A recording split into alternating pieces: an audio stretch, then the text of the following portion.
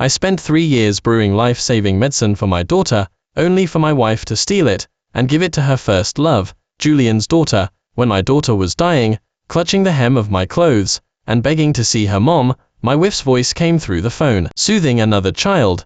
Don't be afraid. Aunt Grace stole the medicine. Later, I saw her at the cemetery, walking with a strawberry cake. The wind blew open her shopping bag, revealing the pearl necklace Lily had saved money to buy, the Mother's Day gift my child never got to give. The candlelight on the cake flickered, so much like her eyes looking towards the door in her final moments. While arranging my daughter's funeral, I returned home like a zombie, but when the front door opened, I heard my wife's overjoyed voice. Dais's cancer cells have disappeared by 70%. The special anti-cancer drug Daniel had replicated for Lily really worked. It was worth all my efforts to swap out the real anti-cancer medicine. On the sofa, my wife, Grace, her eyes brimming with tears, was lovingly cradling Daisy, the daughter of her first love, Julian. A crashing sound echoed. I stood at the doorway. My mind felt like it was filled with molten lava, seething and scalding, almost burning away every shred of my reason.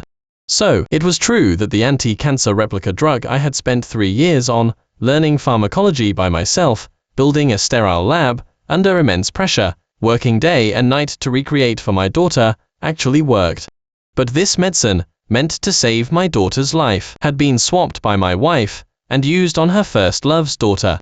My wife's first love, Julian, gently took Grace's hand and thanked her warmly. Grace, thank you so much for being willing to make such a big sacrifice for Daisy. Without you, I truly don't know what I would have done. Oh, and what about your daughter? My daughter, thanks to you too, is dead. I kicked open the door, my eyes bloodshot. The images of my daughter before her death were still replaying in my mind. After I injected my daughter with the developed drug, she started rolling her eyes and convulsing, her face contorted in pain. With her bony hand, she tightly gripped my clothes, her eyes filled with tears, and spoke to me in broken whispers. Dad, Lily wants to see Mom again, to hear Mom's voice, can she? Seeing her pale face, her prominent cheekbones, and the way she was trying to suppress immense pain, my heart ached, and tears fell. I quickly agreed, my hands shaking. I tremblingly dialed my wife's number again and again. It was only when she became truly impatient that she finally answered. Lily is in trouble. After she was injected with the medicine, her condition is very bad now. Can you come back and see her?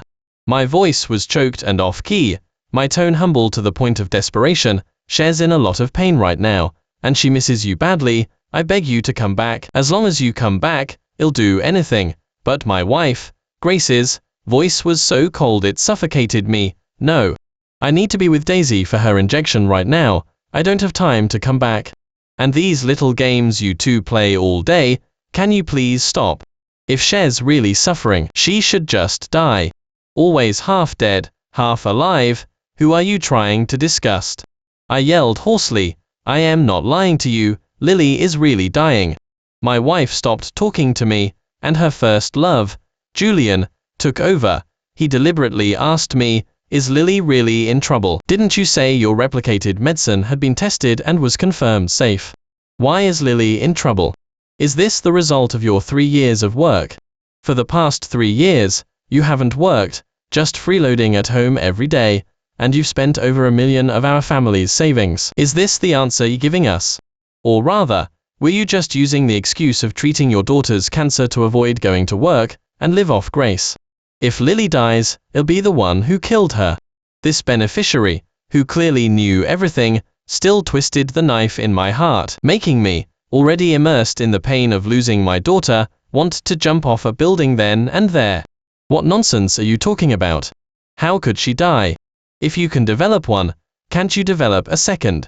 Lily will just get better, sooner or later. Grace waved her hand dismissively, then turned, and lovingly stroked Dais's head. It's Daisy who's so young and has skin cancer. Without this special medicine, she would need surgery for cryosurgery. She's so little, how could I bear for her to suffer like that? Upon hearing this, my blood ran cold. Daisy only had skin cancer, which could be removed with a minor surgery. Why on earth would she need the special medicine I'd painstakingly replicated? What's the difference between this and using a sledgehammer to crack a nut? And Lily, she was already in the late stages of cancer. skin and bones, teetering on the brink of death every day. Which was more important, after all? Filled with hatred, I let out a bestial roar. She's dead.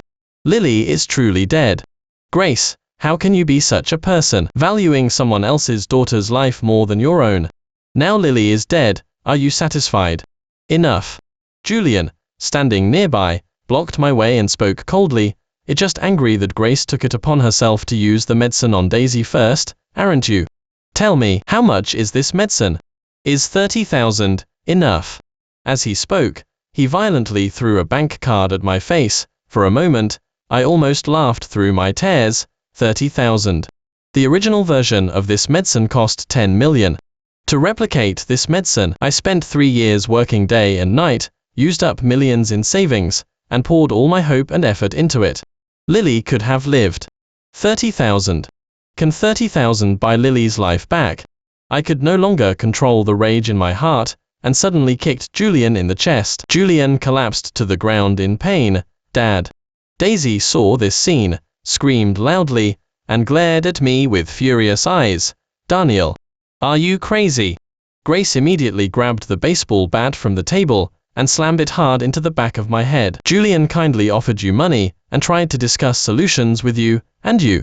Not only did you not appreciate it, but you even hit him. I am telling you, if you want to act crazy, go do it outside. Not here. I'd also like to know how there can be a dad like you in this world. Constantly talking about Lily being dead, are you just cursing her like that? A buzzing sound filled my ears, my vision blurred, and the world spun.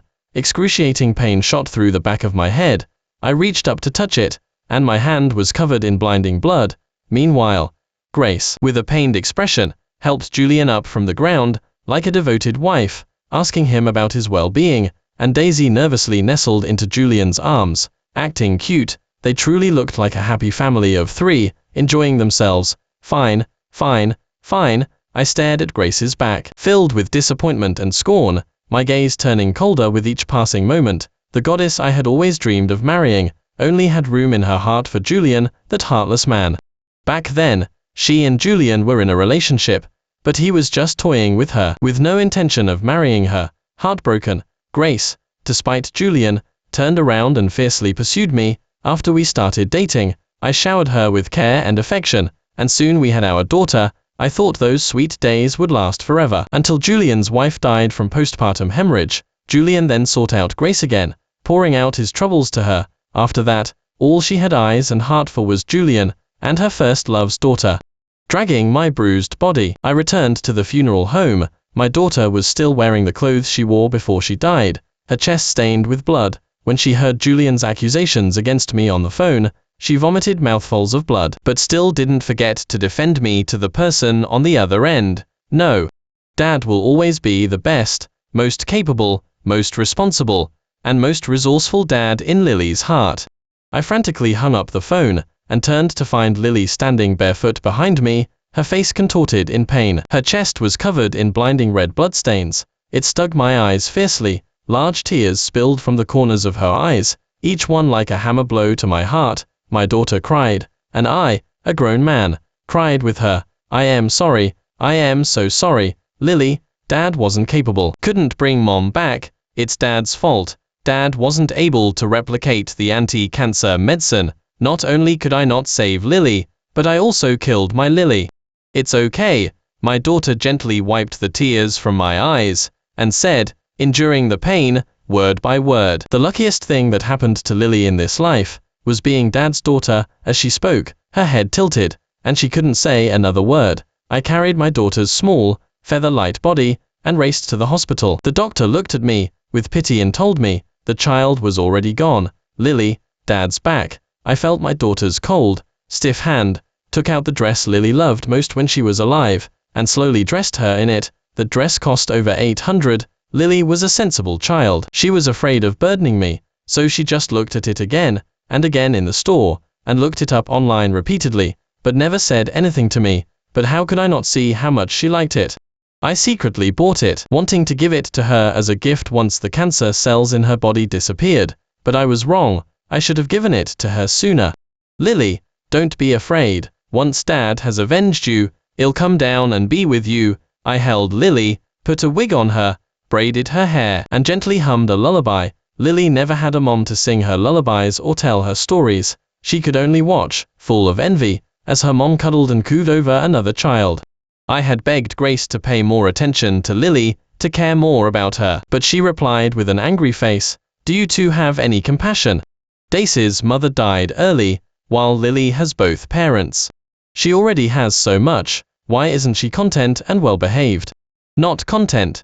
Lily didn't kill Daisy's mother, so why should her mother constantly dote on Daisy? My daughter also looked heartbroken, even falling into self-doubt. "Dad, is it because I am not well behaved enough that mom doesn't like me?" Scenes from the past flashed through my mind. But it's okay, Dad can also feed and change diapers, braid hair, and sing lullabies. Dad can be a mom too. The next day, when I buried my daughter, I didn't notify Grace, but Grace still called. Perhaps she finally believed the news of our daughter's death, and wanted to attend her funeral, but I hung up without hesitation. She didn't deserve to. She hadn't fulfilled a single day of a mother's responsibility, didn't deserve to be Lily's mom, and didn't deserve to see Lily off for the last time. My friends and relatives were still comforting me. "Daniel, don't be so sad. You can't be entirely blamed for Lily's death. After being injected with the anti-cancer drug, she had cancer for several years. Her body was severely weakened. Perhaps she couldn't withstand the medicine's effects, which is why she passed away." Everyone knew that I had been researching replicated anti-cancer medicine for the past few years, but how could they know that the culprit, who made my efforts fruitless and caused my daughter's death, was none other than her own mother? "Daniel." Just as I was about to reveal the truth, Grace rushed over. She grabbed my collar and slapped me hard across the face. "Daniel, what's wrong with your replicated anti-cancer medicine? After Daisy received it, why did her cancer cells only disappear by 70%? You've been freeloading for 3 years, burned through over $1 million of the family's money, and all you came up with is a half-finished product. Which researcher doesn't forget to eat and sleep? But you can't even get out of bed at 5 in the morning, and you never miss a single meal. What kind of researcher is as lazy as you? No wonder it took you 3 years to replicate one medicine. Freeloading. Burned through $1 million. Dragged it out for 3 years. I touched my burning cheek, filled with mockery. For these 3 years, I researched the replicated medicine, took care of my daughter, and earned money. I didn't neglect a single thing. I never slept before 2 a.m. every day, wishing I could split myself into 3. But according to Grace, I became a lazy freeloader. My eyes red. I roared, "Fine. I've been freeloading for 3 years. What have you done in these 3 years? You may earn a lot every day, but have you given me a single penny of support, or taken care of our daughter for a single day? Even when our daughter died in front of you, you wouldn't even look." Grace scoffed. Die, die, die. What else can you do besides constantly cursing our daughter to die? Enough. From now on, I am setting a strict schedule for you. You must develop a second anti-cancer medicine within a month, to make all the cancer cells in Daisy's body disappear. Otherwise, I won't let you off. Julian also brought Daisy over, and, adopting a bossy demeanor, sternly ordered me, "Did you hear that? Go develop it now. Continue developing." My face was full of scorn. My daughter is dead. My daughter is already dead. What more is there for me to develop? Do you see? Lily is dead. I grabbed Grace's wrist and dragged her towards my daughter's coffin. "Open your eyes, open them and see. How long will you remain blind? It was you. You swapped my replicated anti-cancer medicine for an unknown drug. You helped your affair partner's child, but you killed our daughter. Even at our daughter's funeral, is still focused on saving your affair partner's child. How could she die?" Grace shook her wrist free and said with a touch of amusement, "I just swapped the medicine for glucose. How could anything happen? Are you ever going to stop?" But when her gaze fell upon the figure in the coffin, it instantly changed. Inside the cold storage coffin, Lily wore light makeup, her face serene, as if she were peacefully sleeping. Grace became agitated, her voice suddenly rising. "Lily, you're tricking mom, aren't you? You're angry that mom ignored you all these years, so you're playing a trick with your dad to fool mom, right? Get up." She suddenly pushed open the cold storage coffin. and reached in to push Lily. Lily's body was cold and stiff. Lily. Terror slowly crept onto my wife's face. At this very moment, she finally believed that Lily was truly dead.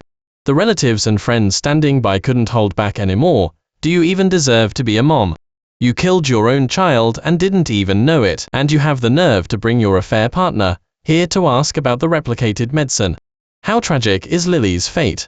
To be stuck with such an irresponsible mom, neglecting her own child, daily going to show affection to another's child, and even sacrificing her own child's life for someone else's.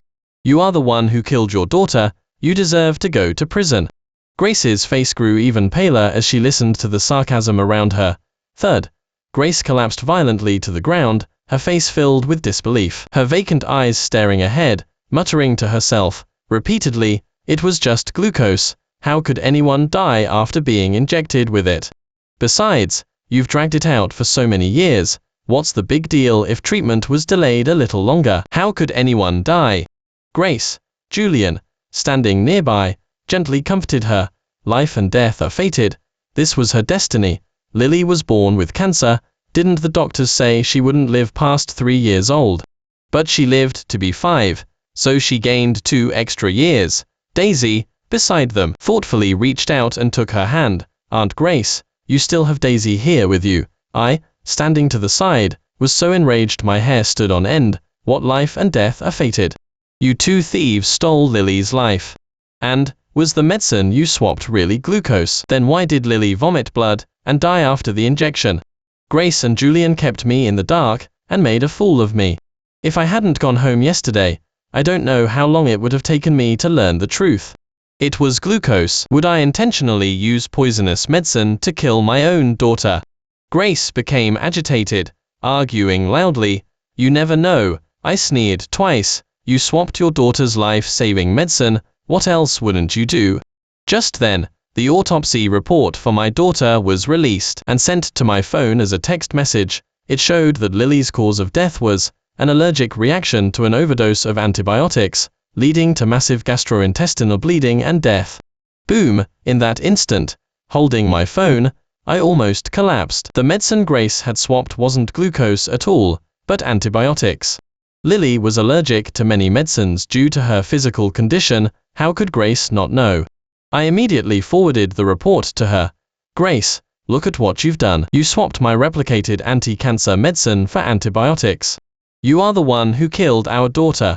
I won't let you get away with this. And here, sign these divorce papers. I'll grant your wish. Once you've signed, you can get out. You're not welcome here." Before, every time Grace and I argued, she would bring up divorce. I had also thought about divorcing her countless times, but remembering Lily, who always longed for a mother's love, I hesitated again. I thought she would eventually be moved by our well-behaved and sensible daughter and return to our home, but it was all just wishful thinking. Lily never waited for her, even to her death. How could this be? I distinctly bought glucose. Grace stared at the report on the phone, her face contorted in madness. Julian and Daisy, standing nearby, exchanged a glance, their eyes flickering. "Daniel, did you accidentally use the wrong medicine? After all, you injected Lily." Julian's tone was full of insinuation. Hearing this, Grace looked up, her gaze at me terribly dark. "Daniel, was it you who used the wrong medicine, and now you're trying to shift the blame onto me? You're the one who killed our daughter, aren't you? I never thought you'd be this kind of person." She snatched the divorce papers and ripped them up directly. "I am telling you, I won't sign the divorce papers now, and I won't leave. I am staying here to accompany Lily on her last journey. After this, I will get justice for Lily." What a way to turn the tables on me. I was so furious that I actually laughed out loud. Aunt Grace, little Daisy, nearby, tugged at Grace's clothes, her eyes red. "Didn't you say you liked Daisy the most, and Dad the most? Why don't you want Daisy and Dad anymore?" Daisy feels so itchy, and it hurts so much. Daisy. Grace instantly tensed. Is it flaring up again? Grace, even though Lily is gone, you still have Daisy, and Cher's sick now. She really needs your help and care. Julian, standing by, had red eyes. Grace, who had just been adamant about not divorcing, now changed her expression. "Daniel, If you want a divorce, fine. But I have one condition. You must continue to replicate the anti-cancer medicine until all the cancer cells in Daisy's body disappear. She threw out these words and hurried away, holding Daisy. In her haste, she accidentally bumped the lid of the cold storage coffin. A corner of the lid slammed hard into the coffin, crushing Lily's hand. Lily, I frantically lifted the lid, but it was too late. Lily's hand had been completely crushed by the heavy lid. Grace heard my heartbreaking cry, but her mind and eyes were completely fixed on Daisy. She didn't even turn her head. In that instant, I felt utterly heartbroken. Lily's death was less important than her first love's daughter's skin condition. This was the mom Lily had so desperately longed for. This was the wife I had always cherished. Grace. My eyes bloodshot, I snatched a rock from the ground and hurled it fiercely at her retreating back. You want me to keep developing? Dream on. How could Lily have such a cruel and cold-blooded mom like you? I paid such a huge price for my daughter, not to pave the way for others. I stopped the funeral and began quietly searching for and collecting evidence, determined to bring the culprit who killed Daisy to justice. In less than half a day, Grace had already started manipulating public opinion online, inciting netizens to cyberbully me. Convinced I had no evidence, she twisted the truth and was vague about key details, shifting all the blame onto me. After our daughter was diagnosed with cancer, my husband Daniel volunteered to replicate anti-cancer medicine at home. He spent 3 years and millions of dollars, but at the last minute, he used the wrong medicine, causing our daughter to vomit blood and die. Afterward, he shamelessly put all the blame for our daughter's death on me. Today, I will seek justice for my daughter and for myself. Grace uploaded her daughter's autopsy report and then bought paid online trolls and traffic to build momentum. Netizens unaware of the truth believed Grace's one-sided story and began cyberbullying me in the comments section. Disgusting, utterly revolting. Someone this careless trying to replicate anti-cancer medicine by himself. I bet he's just using this as an excuse to avoid work. He dragged it out until he couldn't anymore, then tried to pass off antibiotics as a substitute. I think he's just afraid of being held criminally responsible for his daughter's death, which is why he's trying to randomly shift the blame. Don't let him off, make that beast rot in jail. Daniel, you killed your daughter, how do you still have the nerve to live? Go die. Grace saw the netizens' misunderstanding, but instead of explaining, she liked these comments. After netizens' speculations received a response from the person involved, the cyberbullying against me intensified. Countless self-media accounts reposted it, making it known to the entire internet. My phone number, WhatsApp, and photos were dug up, and all kinds of personal attacks, insults, and death threats flooded my phone like a tide, crashing my phone and overwhelming me.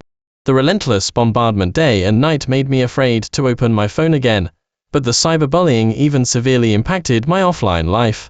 Someone found my temporary address and splattered manure on my doorway and balcony, ruining all my clothes and bedding. The stench in the house lingered, making it completely uninhabitable. Even my friends and relatives were constantly harassed, and those who spoke up for me were ganged up on. They had no choice but to cut ties with me. I became completely isolated. Meanwhile, Grace leveraged this wave of attention to portray herself as a pitiable mother who had lost her daughter, receiving comfort and warmth from countless netizens. Julian also brought Daisy and frequently interacted with Grace online. Aunt Grace, you've lost your child. Daisy has lost her birth mom. How about we become non-biological mother and daughter? The videos they casually posted garnered millions of views, and many advertisers came knocking. Watching Grace, Julian, and Daisy online, looking like a harmonious family of 3, my heart was being twisted. Lily's body was barely cold, yet Grace had completely cast her death aside. In the livestream, they repeatedly used Lily's death to generate hype and sell products, stepping on Lily's corpse and profiting from her tragedy, becoming minor celebrities and raking in a fortune. Daniel, if you honestly help Daisy and continue developing the anti-cancer medicine, I might let you off the hook. If you don't agree, then I'll have no choice but to sue you in court, make you pay for Lily's death, and rot in prison. Grace fiercely threatened me on the phone. After listening, I hung up the phone abruptly and immediately posted all the evidence I had collected these past few days online. This is the anti-cancer medicine Daniel has already replicated. It's perfect to use on Daisy first.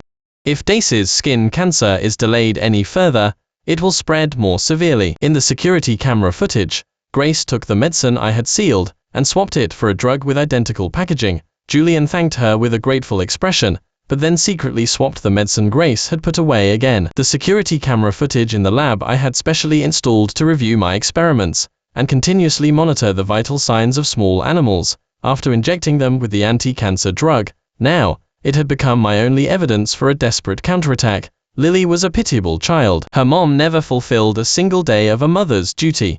She was stingy about celebrating a single birthday with Lily, yet she was inseparable from her first love's daughter, Daisy, staying up late every day to feed her and tell her stories. After Lily got cancer, struggling to survive on the brink of death every day, her only life-saving medicine cost $10 million. I spent 3 years painstakingly replicating it, but her life-saving medicine was unhesitatingly given by Grace to Daisy. Even after Lily died, she continued to exploit Lily's death repeatedly, demanding I keep improving the anti-cancer medicine for Daisy. After the truth was revealed, public opinion erupted.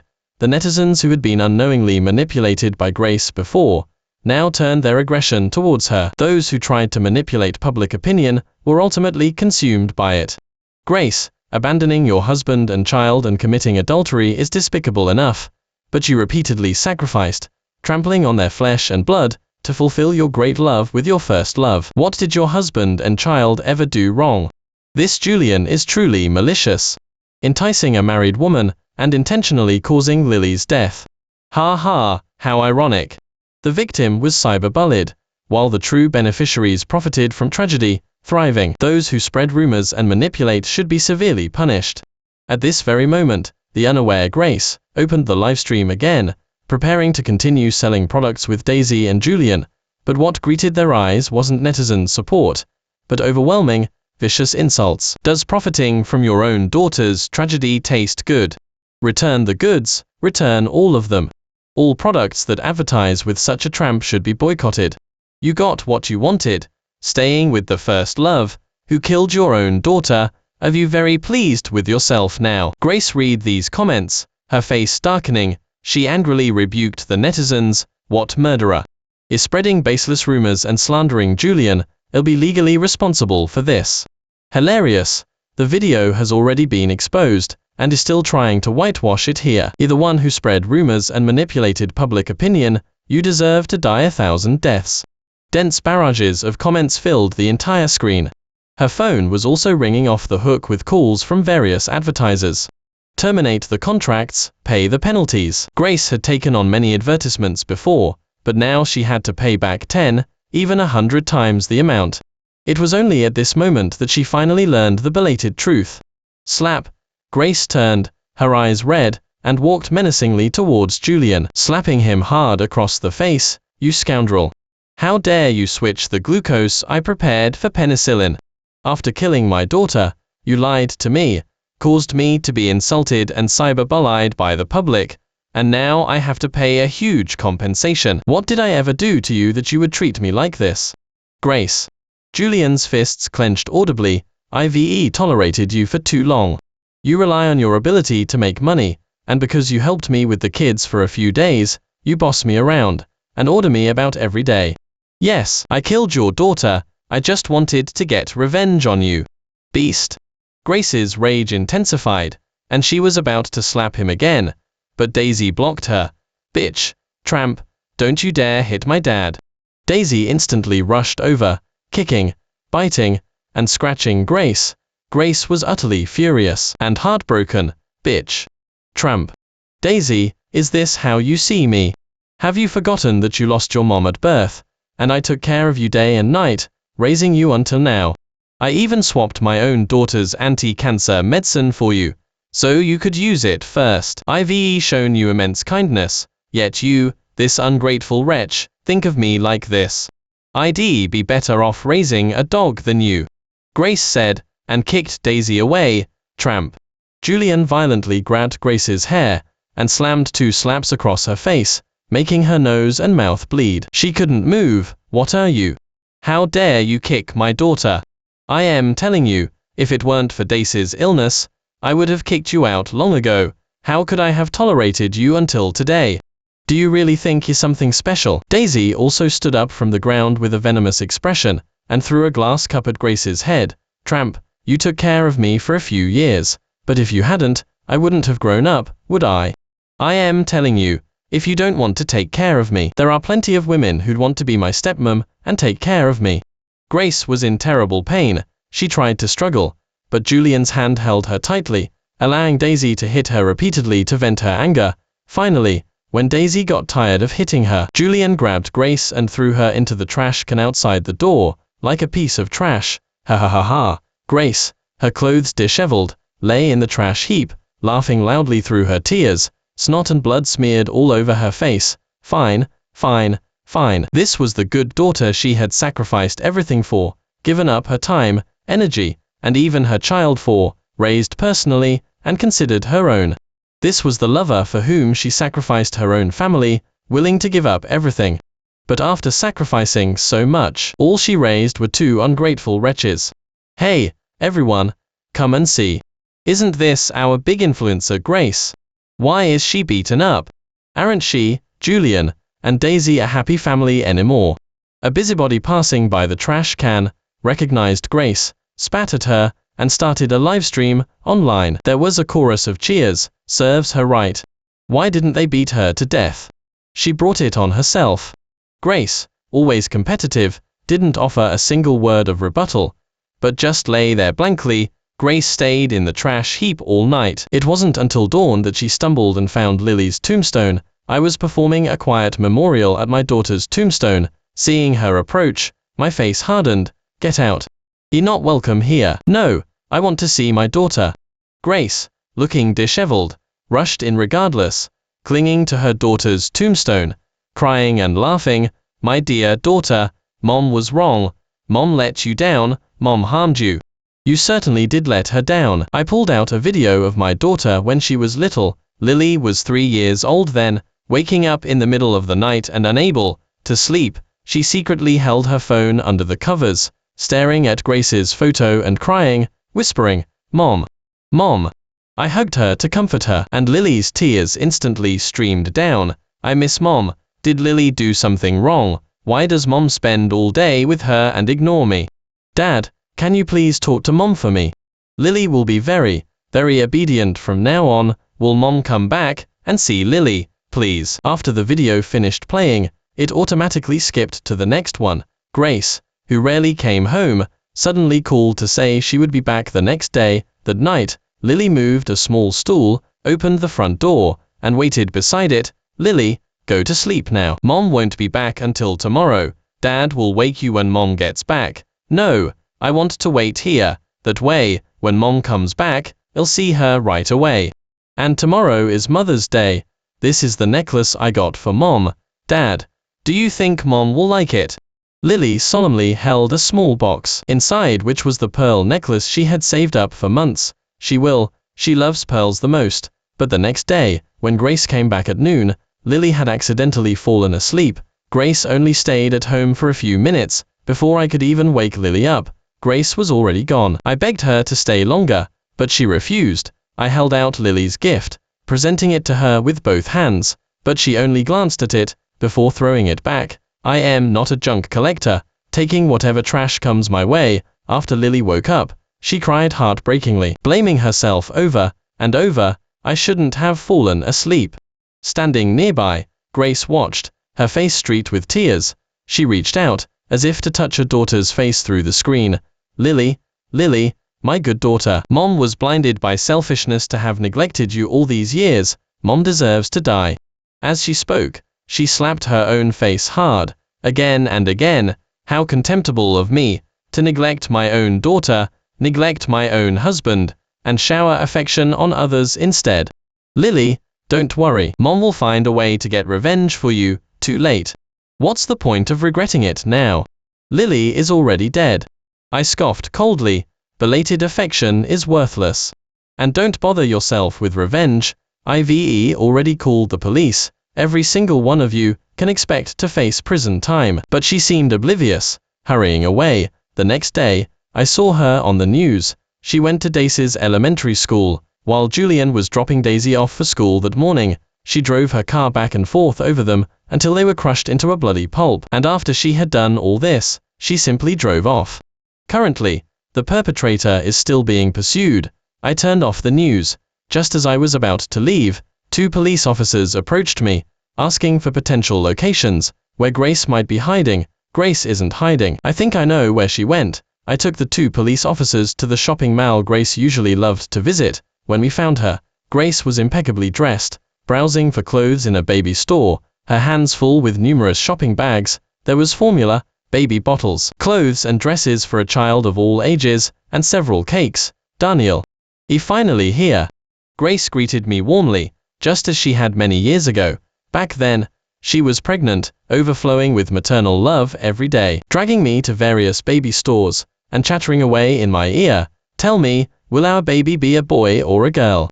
Should we buy pink clothes or blue? Or maybe we should just buy yellow, so both boys and girls can wear it. But after our daughter was born, she gave all her love to her first love's daughter instead. Come on. Let's go pick out a cake. What flavor cake does Lily like? I missed so many of her birthdays. Later, I'll bring the gifts down and give them all to her. She saw the 2 police officers beside me and smiled slightly. Can you wait for me a moment? I'll come with you in a bit. Later, we all went to Lily's grave. Grace brought all the numerous shopping bags she had bought to Lily's grave. She unwrapped the cakes one by one, lit the candles, and said, "This is Lily's first birthday cake. Come on, birthday girl, time to blow out the candles." Standing beside her, I looked up, forcing back my tears. Lily had yearned for her mother's love for years, yet only received it after her death. But Grace had lied. She didn't go back with the police. At Lily's grave, Grace vomited dark blood profusely. Forcing a smile, she said, "Lily, Mom got revenge for you. Now I am coming down to join you, okay?"